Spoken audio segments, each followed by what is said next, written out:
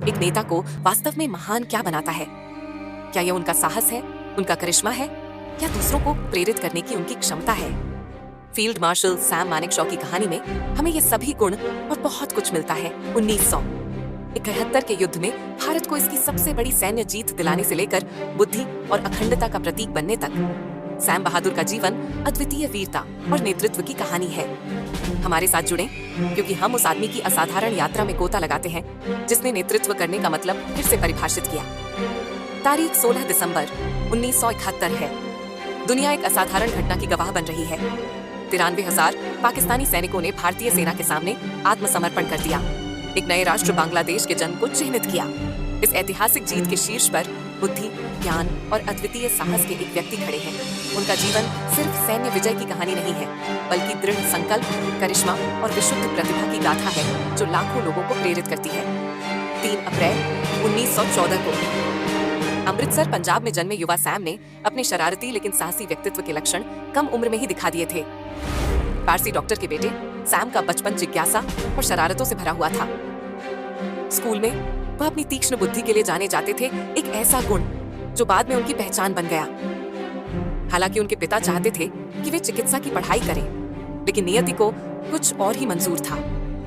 1932 में सैम देहरादून में भारतीय सैन्य अकादमी IMA के पहले बैच का हिस्सा बने। शुरू से ही वे न केवल अपने अनुशासन के लिए, बल्कि अपने असाधारण हास्य और नेतृत्व करने की क्षमता के लिए भी सबसे अलग थे। सैम के साहस की पहली परीक्षा द्वितीय विश्व युद्ध के दौरान बर्मा के जंगलों में हुई थी। दुर्जय जापानी सेना के खिलाफ अपने सैनिकों का नेतृत्व करते हुए उन्होंने असाधारण बहादुरी का परिचय दिया। एक भीषण लड़ाई के दौरान उन्हें कई गोलियां लगीं और वे गंभीर रूप से घायल हो गए। जब वे युद्ध के मैदान में लेटे थे तो उनके कमांडिंग ऑफिसर ने पूछा, क्या हुआ सैम? अपनी खास बुद्धि के साथ सैम ने जवाब दिया, मुझे एक खूनी खच्चर ने लात मारी थी। मौत के सामने यह हास्य उनकी किंवदंती का हिस्सा बन गया। हार न मानने के कारण वे इस कठिन परीक्षा से बच गए और अपनी वीरता के लिए उन्हें मिलिट्री क्रॉस से सम्मानित किया गया। युवा अधिकारी ने दुनिया को दिखा दिया था कि वह सिर्फ एक सैनिक नहीं, बल्कि एक अदम्य भावना वाला योद्धा है। 1947 में भारत को स्वतंत्रता मिलने के बाद सैम मानेकशॉ भारतीय सेना को आकार देने में एक महत्वपूर्ण व्यक्ति बन गए।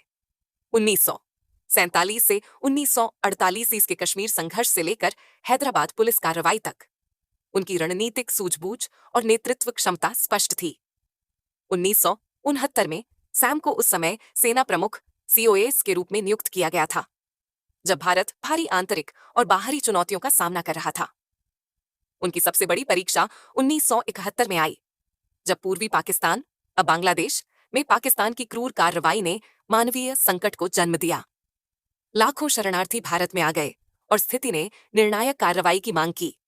जब प्रधानमंत्री इंदिरा गांधी ने उनसे युद्ध के लिए सेना की तैयारी के बारे में पूछा, तो सैम ने झूठे आश्वासन देने से इनकार कर दिया।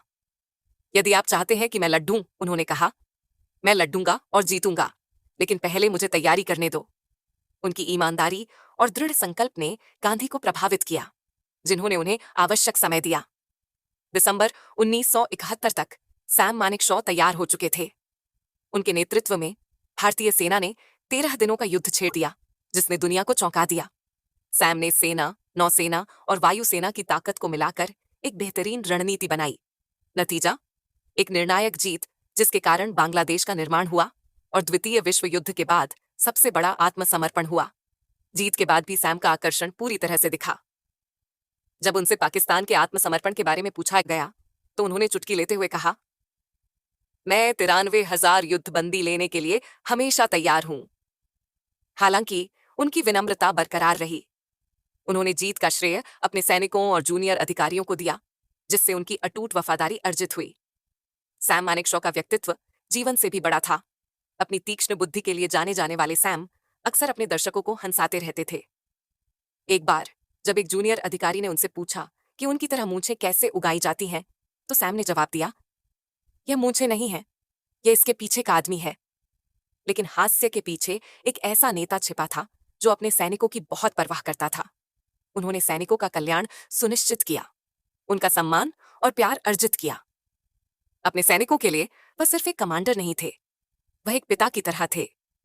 1973 में सैम मानेकशॉ को फील्ड मार्शल के पद पर पदोन्नत किया गया। यह सम्मान पाने वाले वे पहले भारतीय अधिकारी बने।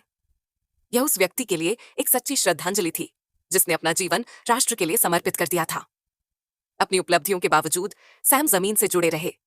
उन्होंने तमिलनाडु के कुन्नूर में एक शांत जीवन व्यतीत किया, जहां उन्होंने अपने जीवन के अंतिम वर्ष शांति से बिताए।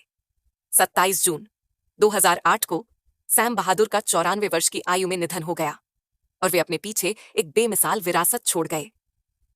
सैम मानेकशॉ एक सैनिक से कहीं बढ़कर थे। वे ईमानदारी, साहस और नेतृत्व के प्रतीक थे।